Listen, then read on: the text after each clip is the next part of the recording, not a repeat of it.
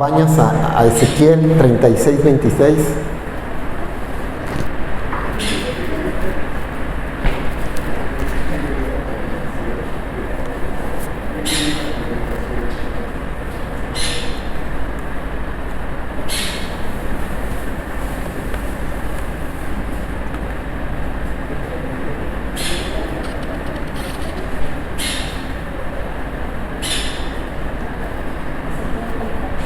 Ezequiel 36:26, y dice así la palabra del Señor: os daré corazón nuevo, y pondré espíritu nuevo dentro de vosotros, y quitaré de vuestra carne el corazón de piedra, y os daré un corazón de carne.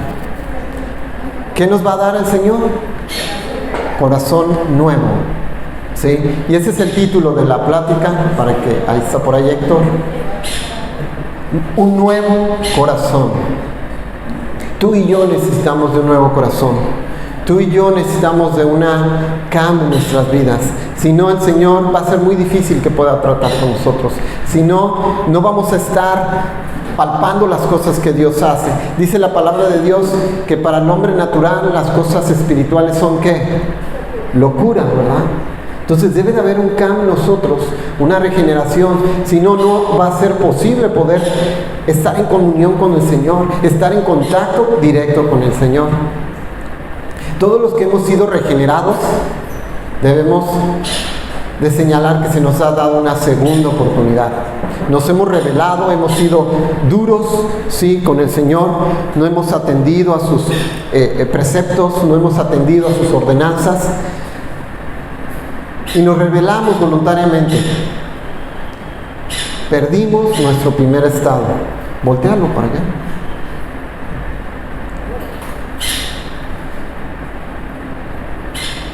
Debe de quedar bien en claro que tú y yo somos merecedores de la ira de Dios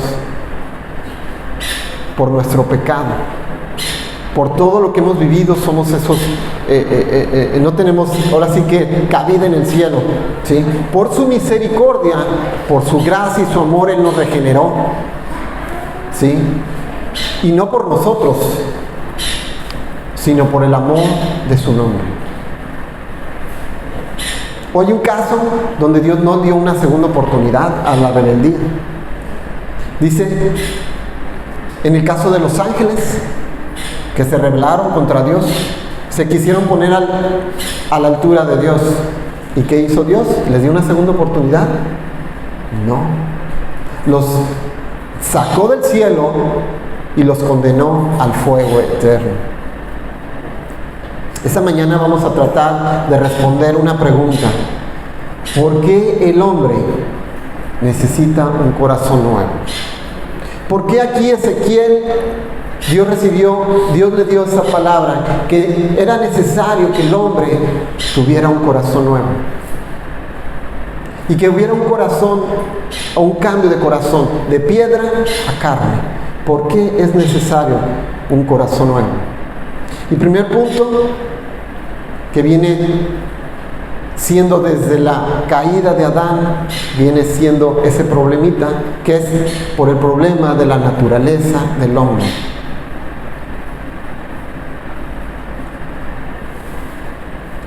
¿Qué podemos hacer tú y yo si el corazón, por naturaleza, se inclina a hacer el mal? Muchos versículos en la Biblia nos enseñan que el hombre tiende al pecado. Su corazón es a la maldad. No hay uno que pueda decir, yo, desde que nací, tiendo a hacer lo bueno. No, tarde que temprano caemos en ese caminito de hacer lo malo.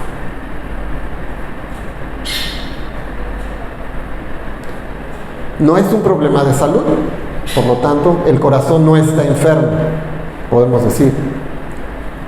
Entonces, cuando tú estás enfermo de algo, del estómago, por ahí escuché en la mañana que mi papá andaba medio malo, agarras y tomas un remedio o tomas una medicina, ¿sí? Para mejorar esa situación. Pero en el corazón no es así. Si nosotros, sabiendo que tenemos maldad en nuestro corazón, lo queremos llenar con moralidad, con principios éticos, con educación, con valores, no va a cambiar. seguirá siendo el mismo corazón, malo, tendiendo al pecado, ¿sí? Hacer las cosas malas. Entonces no es cuestión de salud, no es cuestión de alguna enfermedad. Realmente es por la naturaleza del hombre. Nuestra naturaleza está depravada de tal forma de que no puede ser reparada por la fuerza, el intelecto del ser humano.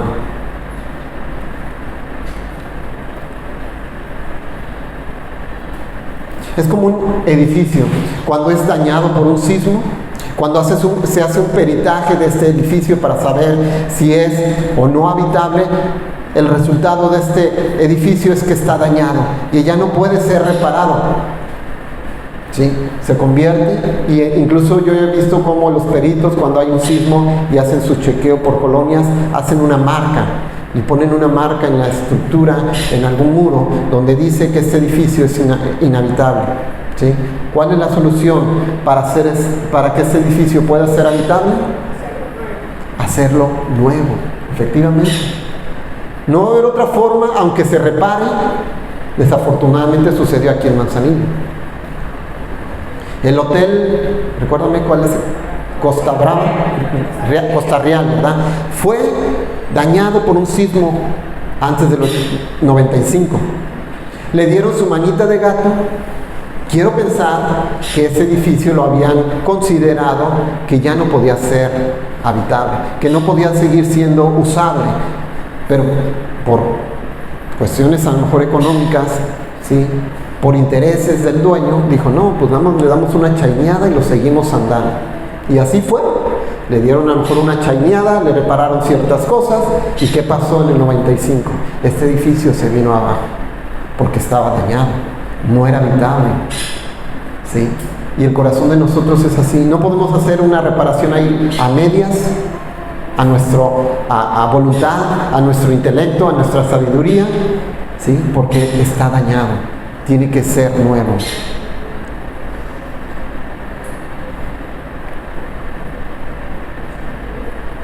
El peritaje que hace Dios de nuestro corazón es que tú y yo estamos dañados. Nuestro corazón no puede ser reparado. Requiere de un corazón nuevo para seguir funcionando. Al ser un corazón que no puede ser reparado, nos indica o nos habla que es un grave problema de la humanidad, porque todo el mundo de allá afuera necesita un corazón nuevo.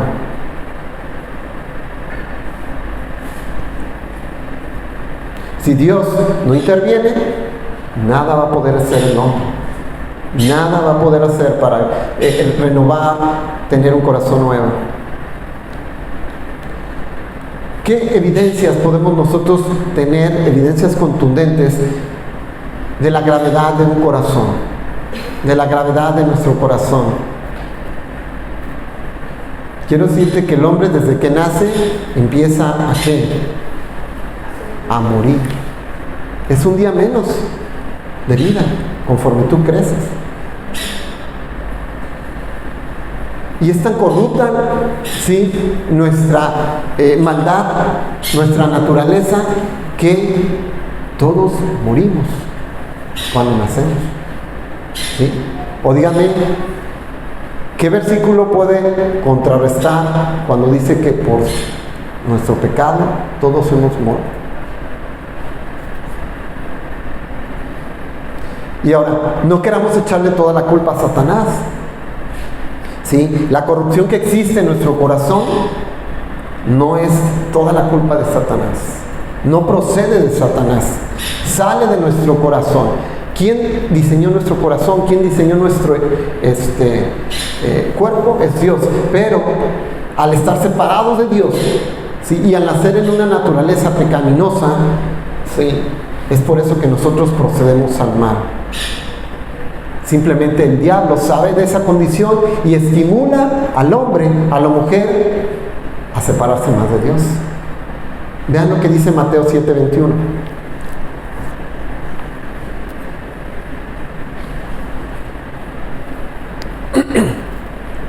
Mateo 7:21. Y de ahí nos vamos a pasar hasta el 23.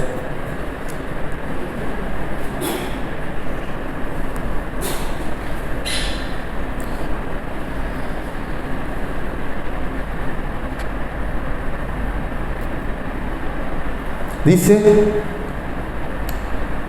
porque de dentro del corazón de los hombres salen los malos pensamientos. No viene de afuera, ojo, no viene de una influencia de afuera. Dice, de adentro del corazón del hombre vienen o salen los malos pensamientos. Y aquí nos da una serie de ejemplos.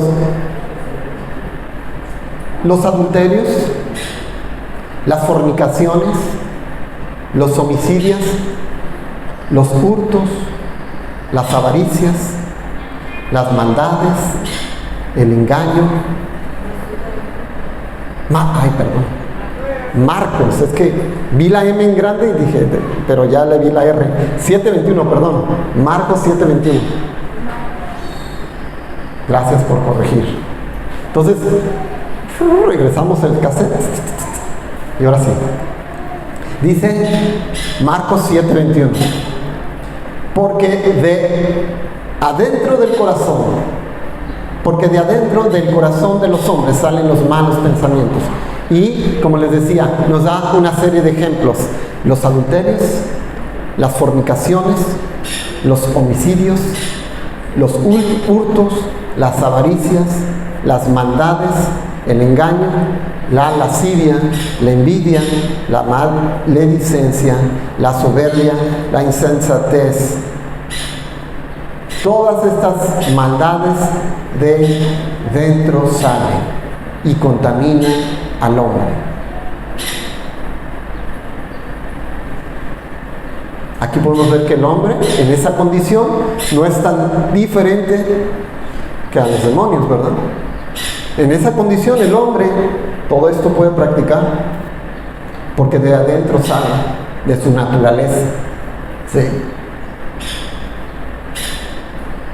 Un segundo punto es el saber que esto es lo que nos enseña la doctrina de la depravación total. Que podemos decir que qué tan pecadores somos. Primero necesitamos saber a qué se refiere con depravación total. En primer lugar, dice, el hombre no es tan malo como pudiera ser. Eso es lo que podemos pensar, ¿verdad? Tenemos amigos que no son cristianos. ¿Cuántos de nosotros tenemos amigos que no son cristianos? Todos, ¿verdad? Nadie puede decir que no.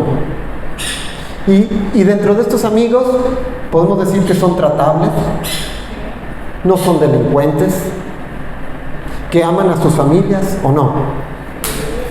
Y podemos decir en conclusión que no son tan malos como pudieran ser. ¿Sí? Y en segundo lugar, no queremos decir que el hombre sin Cristo no puede hacer buenas obras externas. Acabamos de ver ese ejemplo. Cada uno de nosotros tenemos estos amigos que hacen cosas externas, perdón, pero que no son malas ante la sociedad, ¿verdad? Incluso el hombre aún son capaces de hacer el bien horizontal. Aman a sus madres, aman a sus hijos, ¿sí? Aman a sus esposos, esposas, y pueden ayudar a los demás inclusive.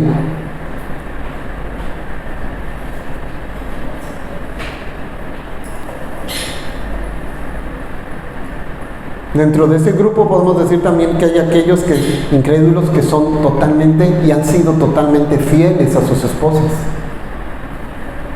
Algunos no serán mentirosos, guardarán ciertos mandamientos. No es que neguemos que no se puede hacer el bien social.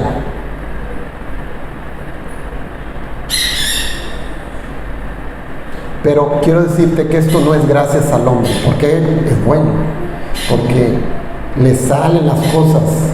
No, es gracias a Dios.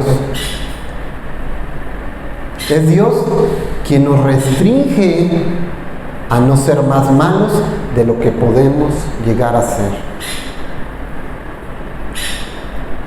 ¿Sí? Dios detiene nuestra maldad aún así.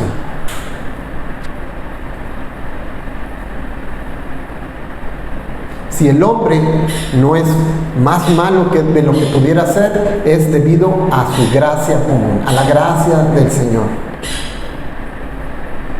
Y eso es por el bien de la humanidad. Dios tiene que restringir nuestra maldad, detener nuestra maldad. ¿Sí? Veamos un ejemplo en Génesis 26, por favor. Una historia. Génesis 20, versículo 6. Que Dios le apareció a este hombre, ¿sí? Y Dios lo detuvo para que no hiciera más mal, que él no pecara más, ¿sí? Déjenme, que nada más traigo aquí yo un versículo, déjenme buscarlo.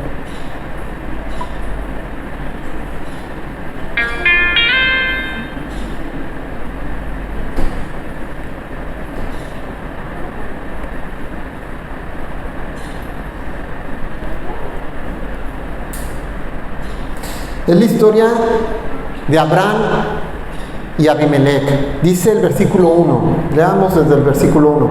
Dice: Abraham se fue de ahí a la región del desierto del sur. Bueno, déjenme leerle en la Reina Valera. De ahí partió Abraham a la tierra de Nehueb y acampó entre Cades y Sur, y habitó como forastero en Gerar. Y dijo Abraham a Sara su mujer: es mi hermana. La presentó como su hermana, ¿sí? Y a Abimelech, rey de Gerar, envió y tomó a Sara. La tomó, dijo: de esta me gustó, esta está chulada, entonces la toma. Dice: pero Dios vino a Abimelech en sueños de noche y le dijo: he aquí, muerto eres a causa de la mujer que has tomado, la cual es casada con marido. Mas Abimelech no se había allegado a ella. Y dijo: Señor, ¿matarás también al inocente? Como diciendo: Señor, pues no he cometido pecado, nada más la tomé, ¿sí? No, me dijo él, hablando de Abraham: mi hermana es. Y ella también dijo: es mi hermano. Con sencillez de mi corazón y con limpieza de mis manos he hecho esto. O sea, él justificándose, ¿verdad? Este hombre. Y le dijo Dios, aquí es lo importante, en sueños: yo también sé que con integridad de tu corazón has hecho esto.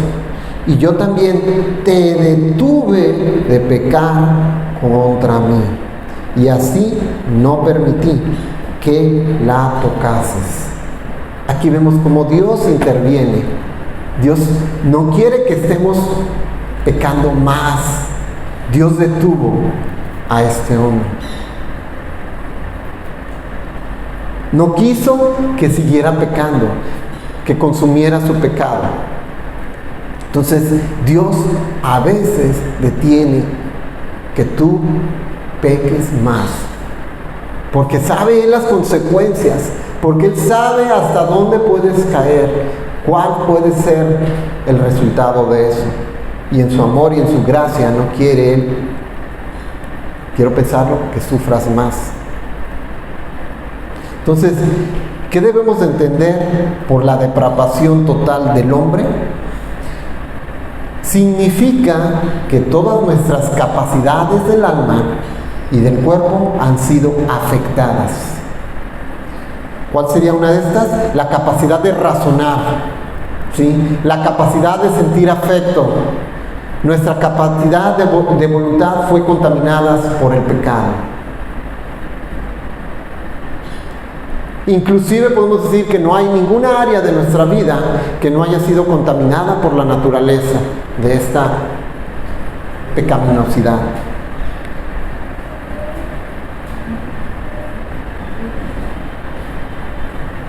El hombre puede ver y a través y a través de la creación que hay un Dios. Tiene que entender, mas sin embargo, mucha gente se niega a poderlo hacer. Y dice: Dios no existe, no hay, es una, ¿cómo dicen? Es una fuerza, es una energía. Y dice: Dios no existe.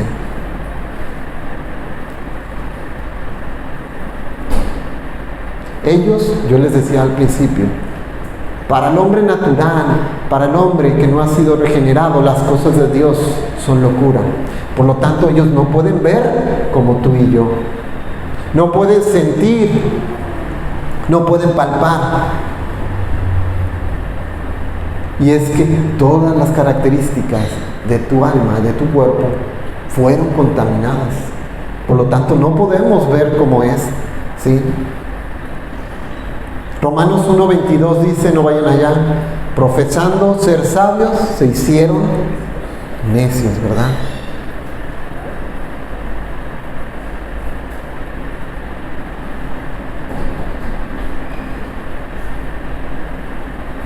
Yo creo que cada uno de los hombres, en lo natural o en lo lógico de nuestra corta y finita inteligencia, pudiéramos pensar que deberían de amar a Dios por todas las cosas que Dios les da, ¿no? Salud, posición, poder, familia, etcétera, etcétera, ¿no? Pero, como les digo, sus afectos han sido contaminados y aborrecen a Dios, porque no pueden practicar el bien, sino más bien practican el pecado y se complacen en hacerlo. Les gusta hacerlo.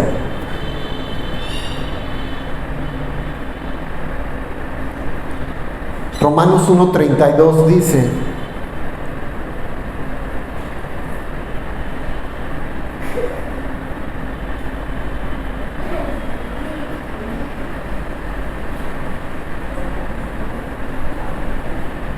ya están ahí en Romanos 1:32. Dice, quienes, habiendo entendido el juicio de Dios, que los que practican tales cosas son dignos de muerte,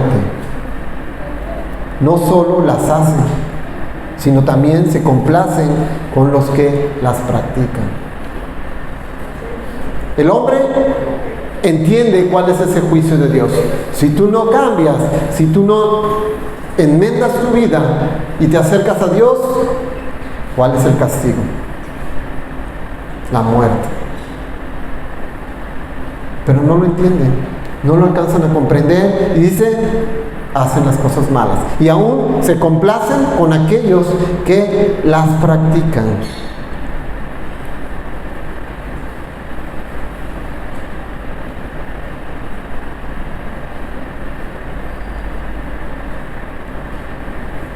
Pero aquí viene la gracia y la misericordia del Señor, que aunque el hombre no quiera acercarse a Dios, Dios, extiende su gracia común por cada uno de ellos. Acompáñenme a Mateo 5:45.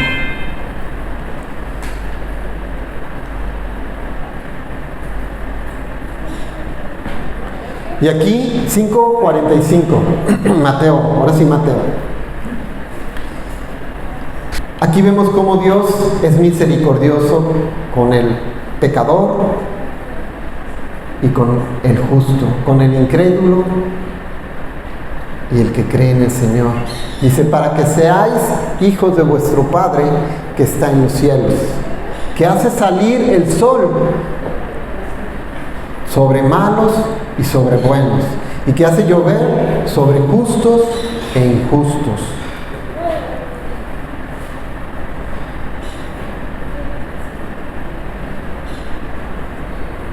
Es por Dios, por su providencia, que nuestro corazón sigue latiendo, que tú y yo seguimos vivos, que tú y yo podemos seguir con nuestra familia. Pero, ojo, Dios tiene razones suficientes para no hacerlo.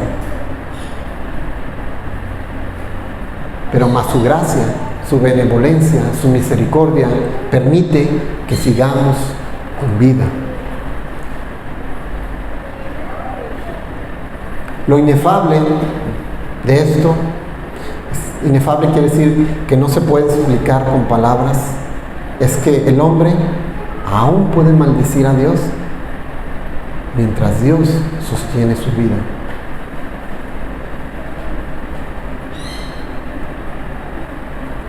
por sí solo no pudiera sostenerlo.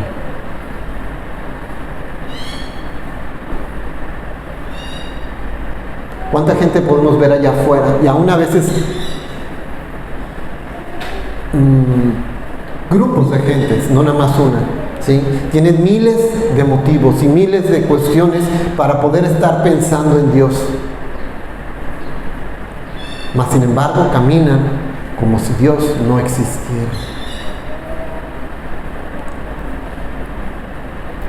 Yo les comentaba esta semana, estuve viendo un video de cómo fue que murió John Lennon.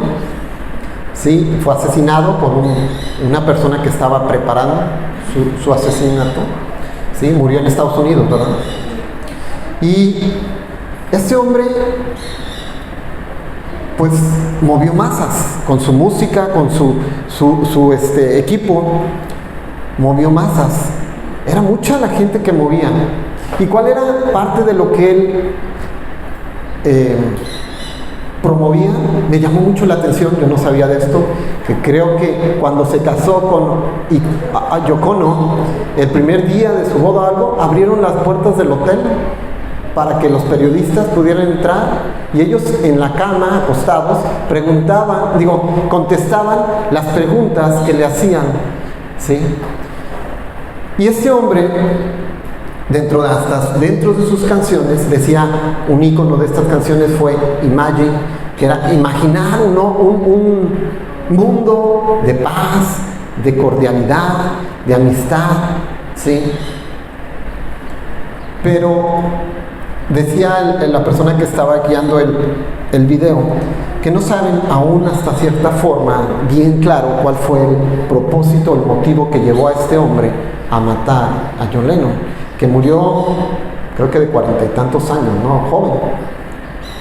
Y decían que había dos vertientes, y la que más recuerdo que me llamó la atención era porque la forma como él movía muchas masas, nada más aclarando, él estaba en contra, ¿sí?, de la guerra de Vietnam, ¿sí?, que en aquel entonces estaba muy ferviente, muy fuerte por Estados Unidos, y aún siendo él inglés, ¿sí?, no era americano, pues no apoyaba esta guerra. Entonces era tanta volúmenes de gente que podía mover, que Estados Unidos, al parecer, es una de las vertientes, lo mandó a matar por el hecho de que estaba oponiéndose a los intereses que en ese entonces Estados Unidos tenía para poder tener esa guerra, tener esa forma de actuar. Entonces él, en todas sus formas de expresión, entre ellas la música, estaba queriendo mover a la juventud a oponerse a ese movimiento, a esa guerra, y era tal grado que ya había, dice este hombre, yo no había nacido yo todavía en ese entonces, no, sí, ya había nacido, que los jóvenes estaban levantándose en Estados Unidos en contra del gobierno para que detuviese esa guerra, y sabemos que Estados Unidos no la detuvo, y que por intereses no le convenía detenerla, y por eso tuvo que asesinar a este hombre. Era una de las vertientes. La otra era menos fuerte, no recuerdo ahorita, pero voy a esto, como una sola persona. Yo les dije, la humanidad, grupos grandes, ¿sí?, puede estar pensando en Dios, y ese hombre puede haber estado pensando como un filósofo, como una persona buena, pero realmente caminaba como si Dios no existiera, ¿sí? Sus intereses eran otros. Entonces habrá gente que pueda mover masas. Concluyo con esto. No se trata de mejorar nuestra vida. La naturaleza tuya y mía no puede ser mejorada. Hablábamos del edificio, ¿verdad? No puede ser reparada. Es necesario nacer de nuevo. No se trata de échale ganas. Con fuerza de voluntad, con ganas, tú vas a poder. Tampoco es cuestión de superación personal.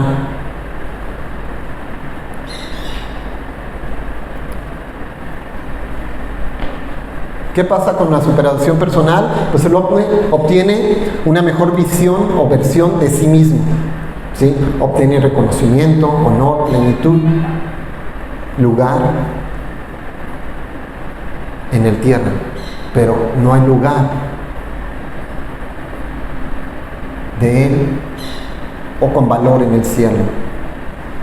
Tal vez puede ser exitoso, educado, con libertad financiera, con logros y éxitos, títulos, pero al final de cuentas, ante los ojos del Señor, es pecador. O sea, un pecador exitoso.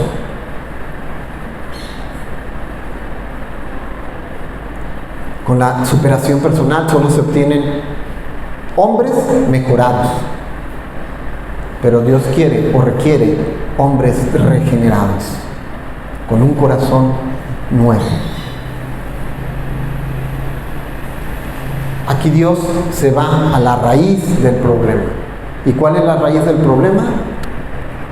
El corazón. Dios sabe que si no es cambiado ese corazón, es regenerado por uno nuevo, no va a haber cambio. No es tan solo el agua que sale del pozo, sino la fuente de donde sale el agua. Repito, no es tan solo el agua que sale del pozo, sino la fuente de donde sale el agua. Díganme, ¿de qué sirve limpiar el agua si la fuente donde proviene esta agua está contaminada? De nada va a servir ese cambio. Es necesario un cambio en el corazón por un cambio nuevo. Y Dios conoce al hombre de pe a pa y sabe que si no es cambiado su corazón, si no es regenerado por un corazón nuevo, por más de que se esfuerce, por más de que se meta acá, se meta allá y esto, no va a haber cambio en su vida. Amén. Yo te pregunto, ¿hay un corazón nuevo en tu vida? ¿O estás en proceso de? ¿Dios ha cambiado tu corazón de ese corazón de piedra a ese corazón nuevo, de carne?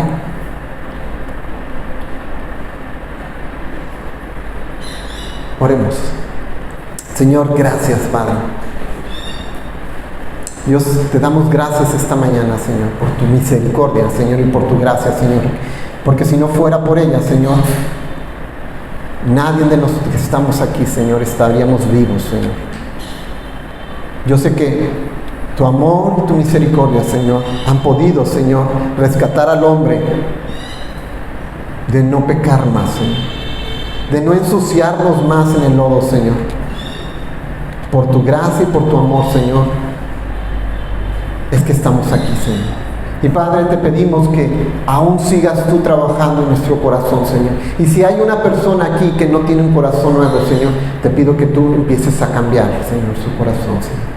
De ese corazón de piedra, Señor, de ese corazón rebelde, Señor, de ese corazón, Señor, injusto, Señor, mentiroso, Señor, a un corazón nuevo, Señor. De ese corazón, Señor, que no obedece a sus padres, Señor. De ese corazón, Señor, que roba a sus enemigos, a sus amigos, Padre. Cambia, Señor, nuestro corazón, Señor. Reconocemos, Señor, que pecamos, Señor, que no hemos terminado, Señor, la carrera, Padre, que estamos aquí, Señor, luchando, Señor, queriendo que el hombre, Señor, natural, Señor, no sobresalga, Señor. Ayúdanos, Señor, a poder serte fiel, Señor, a ti, Dios. Ayúdanos, Señor, a incluso no pecar más contra ti, Señor. Perdona, Señor, cada una de esas acciones que a veces tenemos, Señor, y que no te agradan, Dios. Y que no muestran, Señor, que hemos tenido, Señor, un corazón nuevo, Señor, que tú no has trabajado con nosotros, Señor. Perdónanos, Padre. Y, Señor, haznos unas vasijas nuevas, Señor. Haz vasijas útiles y servibles a ti, Señor. Que estemos hechas conforme a tu voluntad, Dios. que seamos moldeadas, Señor, con tus manos, Señor, hechas para servirte, Señor, para contener agua, Señor, y que no se vaya esa agua, se transmite, Padre. Te agradecemos, Señor, por tu misericordia, Señor, y nuevamente te agradezco porque por ella, Señor, estamos aquí, vivos, Señor. Te bendecimos, Señor, y te exaltamos a ti, Dios, esta mañana, Señor. Y te pedimos, aquí estamos, continúa trabajando con nuestras vidas, Señor. No hemos llegado al final, estamos en proceso de Padre, pero queremos llegar al final para entregarte, Señor, buenos resultados, Señor. Para entregarte, Señor, la mejor carrera, Señor, que hemos hecho, Padre. Gracias, Señor, por cada uno de mis hermanos que están aquí, Señor. Aún, Señor, ve trabajando con ellos, Señor. Y muéstrale, Señor, cuáles son esas áreas, Señor, que tú necesitas, Señor, trabajar, Señor, con cada una de sus vidas, Padre. Te alabamos y bendecimos, Dios, y te entregamos este tiempo, Señor. Y aprovecho el tiempo, Señor, para que tú nos des guianza, Señor, que tú nos des la sabiduría, Señor, por quién iremos a votar, Señor. Si ya lo hicieron, Señor, gracias, Señor. Pero si aún no lo hemos hecho, Señor, que tú nos des la guianza, Señor, y la sabiduría para poder hacer un voto, Señor, correcto, Señor, conforme a tu voluntad, Señor. Sabiendo que tú pones y tú quitas, Señor, las autoridades de esta tierra, Señor. Ayúdanos y dirige nuestra mano, nuestra mente y nuestro corazón, Señor. En el nombre de Jesús, Señor, te damos a ti la gloria y la honra, Señor. Bendecimos, Señor, este tiempo, Señor. Y te pido que tú bendigas la semana de cada uno de mis hermanos, Señor. Que tú seas con ellos, Señor, en su entrada y en su salir, Padre. En el nombre de Jesús, Dios. Amén. Amén.